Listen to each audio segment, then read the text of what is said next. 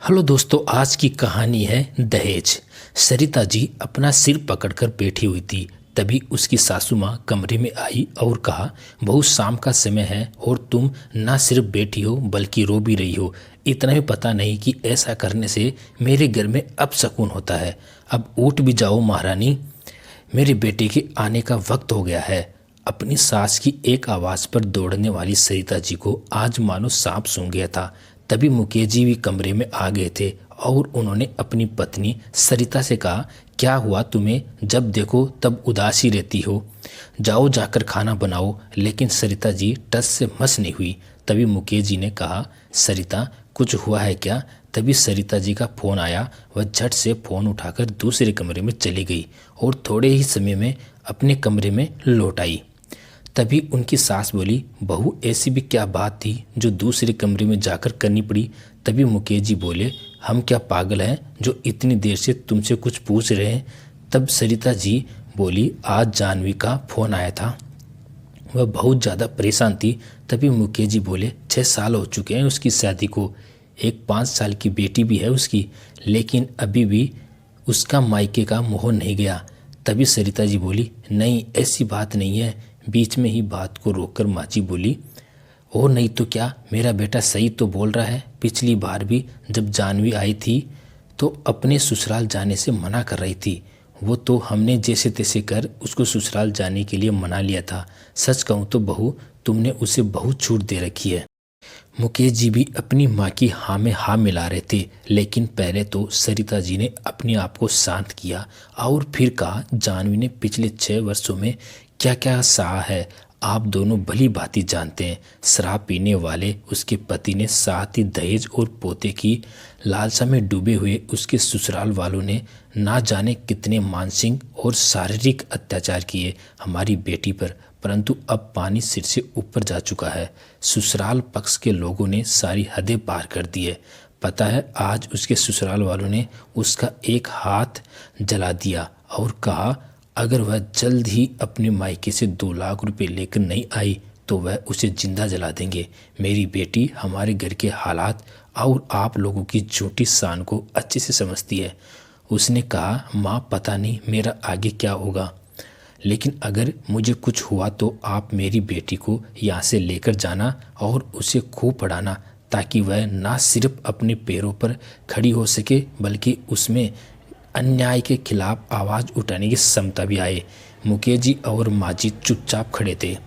सरिता ने आगे कहा, जैसे जानवी को अपनी बेटी की फिक्र है वैसे ही मुझे भी उसकी, इसलिए मैंने उससे पहले ही कह दिया कि मैं कल उसे लेने आऊँगी, और शायद ये मुझे बहुत पहले ही कर लेना चाहिए था। और हाँ, आप लोग परेशान ना होना, मैं अपने सारे बच्चों की जिम्मेदारी अकेले उठा सकती हूँ।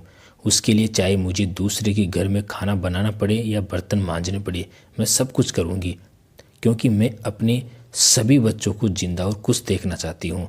तभी सरिता जी के बच्चे भी आ गए।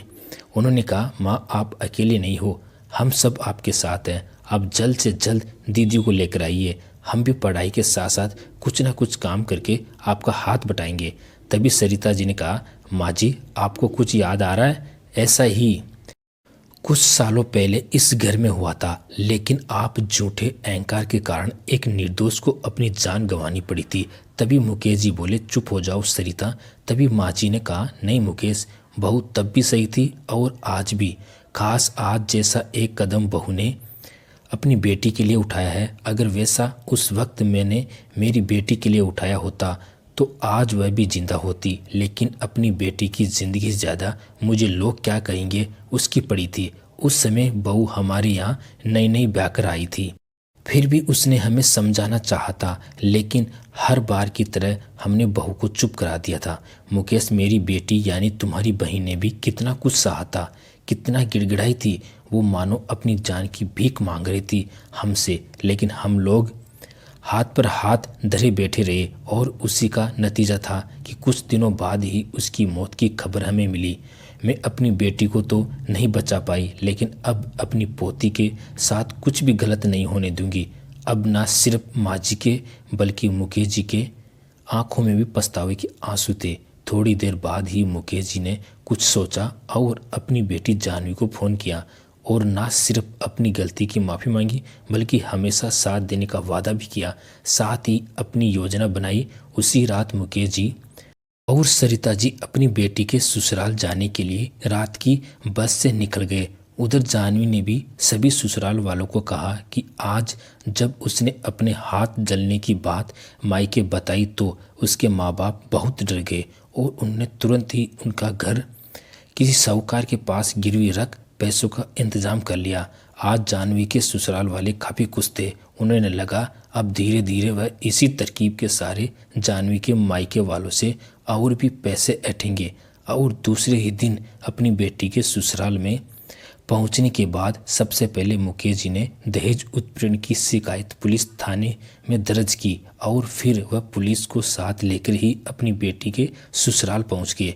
पहले तो जानवी के सभी ससुराल वालों ने उन पर लगे आरोपों का खंडन किया, लेकिन जानवी के घाव तथा उसकी बेटी की बातों को ध्यान में रखते हुए पुलिस ने उन्हें गिरफ्तार कर लिया और फिर जानवी अपने मायके लौट आई।